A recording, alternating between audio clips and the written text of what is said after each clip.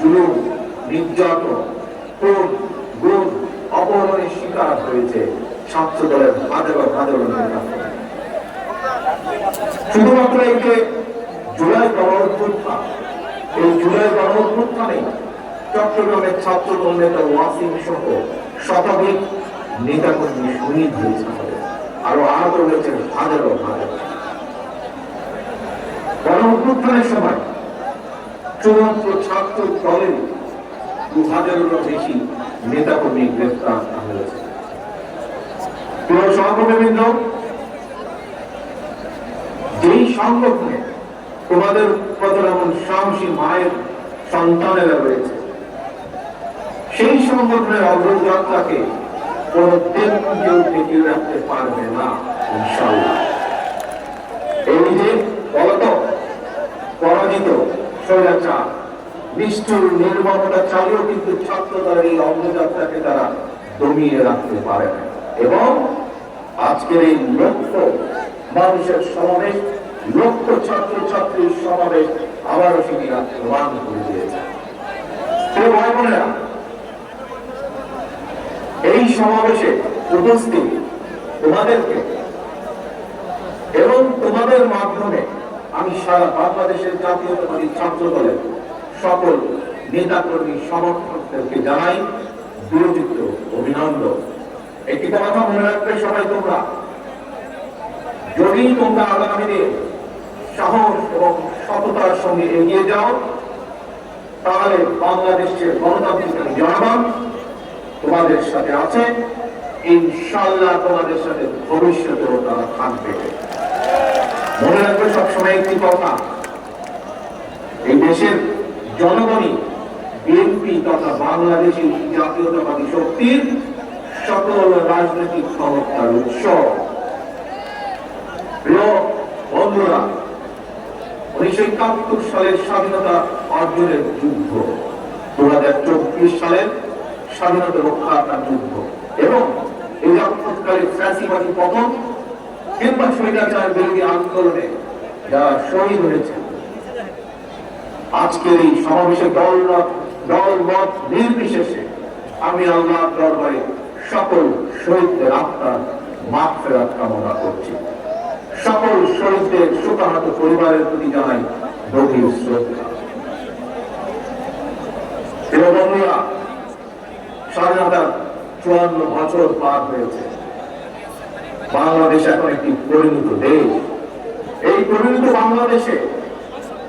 বাংলাদেশের জনগণ আর বিভেদ, বিরোধ, প্রতিহিংসা, প্রতিরোধের রাজনীতি তারা চায় না। রাজনৈতিক দলগুলো এই কারণে জনগণের কাছে সেভাবে জবাবদিহি করতে হবে। রাজনৈতিক দলগুলোর কাছে জনগণ চায় রাজনীতির গুণগত পরিবর্তন। সুতরাং আসো, কথা বলার রাজনীতি নয়, বরং আমরা শুরু করি মানুষের জীবন মান উন্নয়নের রাজনীতি। ভাই বোনেরা, জনগণের জীবন মান উন্নয়নের ক্ষেত্রে সবচেয়ে বড় ভূমিকা নিতে হবে ভবিষ্যৎ বাংলাদেশ, এবং সেটি হচ্ছে তোমরা। আজকে যারা তোমরা এখানে উপস্থিত হয়েছে, তোমরা সহ তোমাদের মতন তোমাদের সহকর্মী যারা সমগ্র বাংলাদেশে ছড়িয়ে ছিটিয়ে আছে, তোমাদেরকে সেই ভূমিকা পালন করতে হবে। সেটি জ্ঞানী বিজ্ঞানে হোক, শিক্ষা দীক্ষায় হোক, মেধা পালনে হোক, তোমাদের নিজেদেরকে গড়ে তুলতে হবে। এবং শুধু নিজেদেরকে গড়ে তুললে চলবে না, নিজেদেরকে গড়ে তোলার পাশাপাশি দেশকে গড়ে তুলতে হবে, বাংলাদেশকে গড়ে তুলতে হবে। বন্ধুরা, সেই সমান মহান লক্ষ্যকে সামনে রেখে বাংলাদেশ জাতীয়তাবাদী দল বিএনপি আগামী দিনের নীতি, ধর্মীয় সামাজিক মূল্যবোধে উচ্চকিত মানবিক মানুষ করার রাজনীতি শুরু করতে চায়। বিএনপির আগামী দিনের নীতি কর্মসংস্থান সৃষ্টি আর নিরাপদ কর্ম পরিবেশ নিশ্চিত করার রাজনীতি। আজকে এই জনসংখ্যাকে জনসম্পদে রূপান্তরিত করার রাজনীতি। মানবিক মূল্যবোধ উজ্জীবিত কর্মমুখী শিক্ষা, কারিকুলাম প্রণয়ন এবং বাস্তব বানানোর রাজনীতি। এই বিষয়গুলো যেহেতু তোমরা ছাত্র দল, তোমরা যেহেতু ছাত্র সমাজের অংশ, সেজন্যই আজকে তোমাদের সাথে সরাসরি সম্পর্কিত এরকম দুই চারটি বিষয় তোমাদের সামনে আমি তুলে ধরবো। ভাই বোনেরা, আমি মনে করি সকল ছাত্র ছাত্রীকেই কোন একটি রাজনৈতিক সংগঠনের সদস্য হতে হবে, এটি কোন জরুরি বিষয় নয়। তবে প্রত্যেক শিক্ষার্থীকে যার যার অঙ্গনে সফল হওয়ার জন্য নিজেদেরকে যোগ্যতম হিসাবে গড়ে তোলার প্রচেষ্টা থাকা সবচাইতে বেশি জরুরি। তোমরা তোমাদেরকে যোগ্য নেতৃত্ব হিসেবে গড়ে তুলবে, এটি জরুরি।